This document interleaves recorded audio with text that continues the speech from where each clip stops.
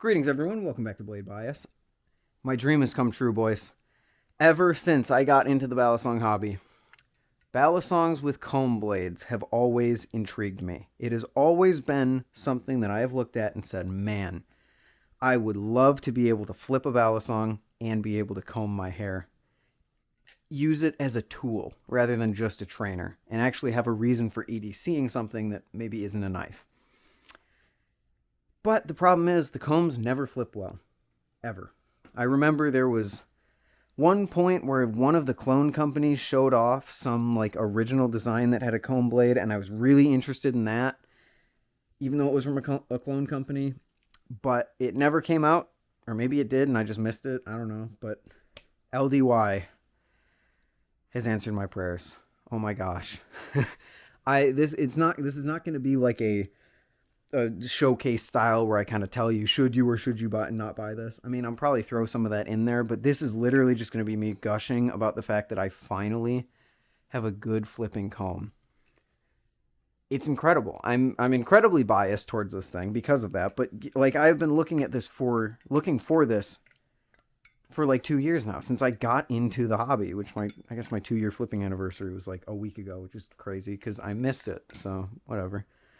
But in case you're out of the loop, this is the LDY Orion. I literally just made a video about the live blade version of it. But, you know, you also get the trainer blade. And then if you want to pay an extra $40, you can get the comb blade, which, like, I could rant about that on my own. Why can't I replace the comb blade with the trainer blade, or, like, even the live blade? Can I get a package with the comb blade and the trainer blade instead of the live blade? Or maybe the comb blade instead of the trainer blade? Why can't I customize that? Why do I have to pay another $40 making this an $150 Balisong, which I would say doesn't really compete with the other $150 Balisongs, but then also get a product that wasn't really the best, but we'll talk about all that later because I just don't care. It's just really good.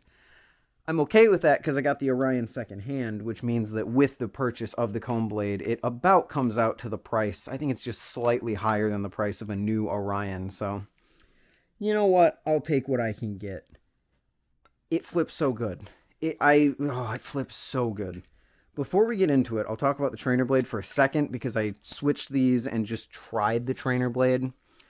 Trainer blade is really good. I would compare it almost to like a Sliff T trainer, kind of, in the sense that you get that tip weight and the end of the handle weight. I like it more than the live blade, but I think I like it less than the comb blade, or maybe I like the trainer blade the best of the three.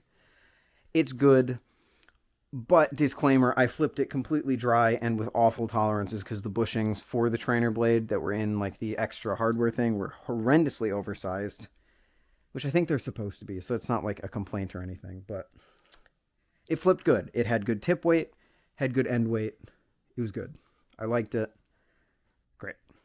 But I was mostly excited for the comb blade. Now, my excitement was a bit, messed up when I put the blade on and realized that it's bent to high hell. Like, I don't know if you guys are going to be able to see this, but there is a clear bend towards the top of the handles here that you can see with the naked eye if you hold it up. I showed my stream and they were able to see it. Maybe it was placebo. I don't think so. So that's a little bit disappointing considering I paid $40 for the thing, and it comes bent to the point where even on a good tune, like, that's some squid level tolerances right there. It's not a terrible amount of play. You still get this ever so tiny amount of tap because the end of the blade is bent in a way where it impacts. You can see all these little silver dots. I mean, maybe you guys can see. I have no idea. That happen to coincide exactly with each tooth of the comb, which is a little annoying. It's not the best, but again, I reached out to the distributor that I bought it from.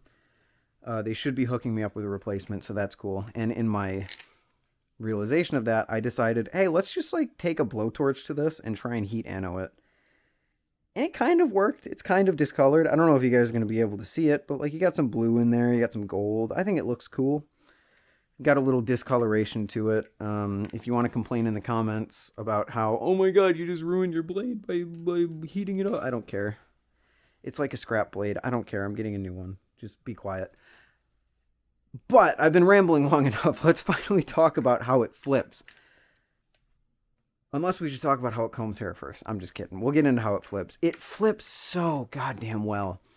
And it has made me, like, the amount that I've been flipping it lately, it's been pretty much the only thing I've touched out of my collection. Besides the Slift T, just trying to, like, draw some comparisons to it. The Slift T, like, you pick it up and it's like, okay, this is very obviously a far more quality experience. But the comb blade is just fun, man. Flipping it so much has made me realize some discomfort issues that I have with the Orion. The handles being as sharp as they are don't really help with chaplains. My chaplain finger has just been, you can see it's all red, which, like, some of that is cuts, but also it just doesn't feel good lately, which I owe kind of to the chaplain experience of this. I don't think it's the spine of the blade. I think it's more just these sharper channels that is rubbing into my finger. Not a deal breaker by any means, but it's just a little bit of an uncomfortable balisong if you're just flipping it constantly, like I've been flipping the comb blade. But other than that, for being a comb blade, this is extraordinarily well balanced. I just, like, there's a good amount of tip weight. There's a good amount of handle weight. It feels like it's carrying far more momentum than it did in the live blade, which is probably just because the blade weighs a little less because, you know, you don't have that full steel going to the end. You just have these thick teeth. But then again, maybe it's exactly the same. I don't know.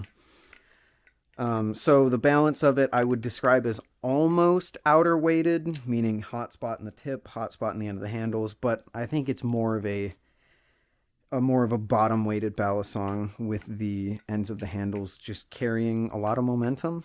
More momentum than I think the live blade carried. But it's not a bad thing. It handles everything really, really well. In fact, like, double scissors on this thing, I have been landing really consistently, which I haven't been able to say about any other balisong except I guess any other trainer, because I haven't tried a live blade yet.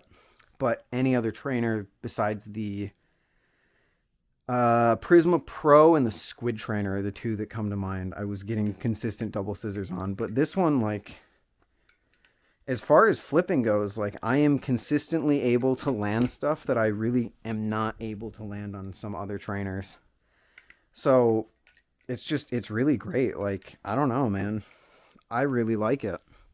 To have a comb blade that not only looks this good, I think it looks phenomenal, but also flips this good is great. You get the really nice, like, rollover feeling. You get a really nice amount of momentum. It's predictable in the air. It's really great. I just love it. Now, the comb itself does suffer a little bit because, you know, you're trying to build durability into this, which I can attest to you in my experiences trying to bend it back. It's a very durable blade. I dropped it tip down to make sure that we didn't ruin anything with the heat. Survived just fine. In fact, the tip isn't even damaged, like, at all, which, I mean, it wouldn't be. It's a trainer, but still. The handles are holding up extraordinarily well. No teeth have snapped yet. I don't suspect that any will. Unfortunately, the trade-off of that is you do lose its functionality as a comb just a tiny, tiny bit. Like, it's not the greatest comb in the world. It will still shape my hair and it will still comb. It's just like, I'm still going to be waking up every day and using a plastic tooth comb like I have been for literally years now. But to have this in my backpack would be really cool. Like, I can flip it, and then, hey, if my hair is really acting up, it can fix it. It's great. It's like 70% of the way there as a comb, maybe 60. I don't know. I'm not a comb reviewer. Maybe I should become a comb reviewer. Leave a like if I should become a comb reviewer. But yeah, it's like, to have something that functions that well as a comb, even if it's not perfect, that also just flips really, really well to me, is like, that is a dream come true, dude. I finally am able to EDC a trainer that isn't just useless outside of flipping. Because, like, I like EDCing tools, you know? I really like, Grant has that toothpick thing that's like a pry bar. Really would like to pick up one of those probably pretty soon. I don't know. It's a pretty fair price. I don't know what's stopping me. Maybe the fact that never mind.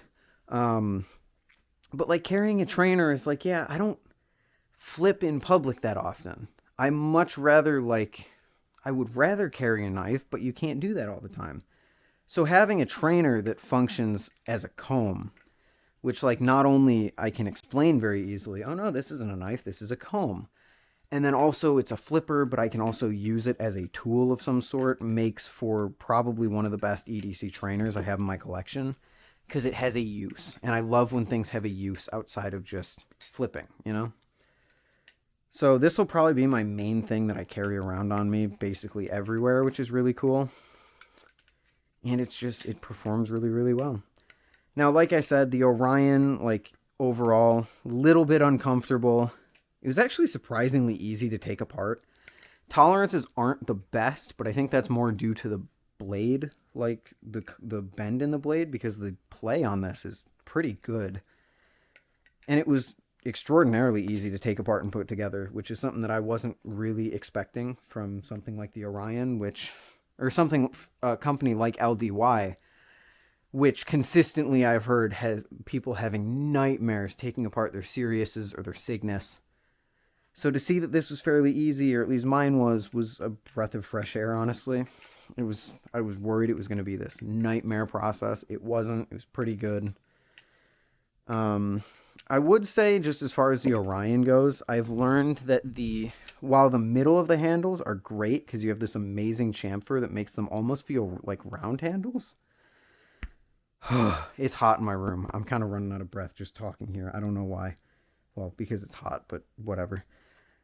The very square nature of the end of the handles, I think, is the problem I was having with choker fans, because it just kills your momentum if you start choker fanning on that square. It's a very jarring thing. Jarring in the same way that like the Prisma, the sides go to that round, and it's kind of jarring. It's kind of jarring here.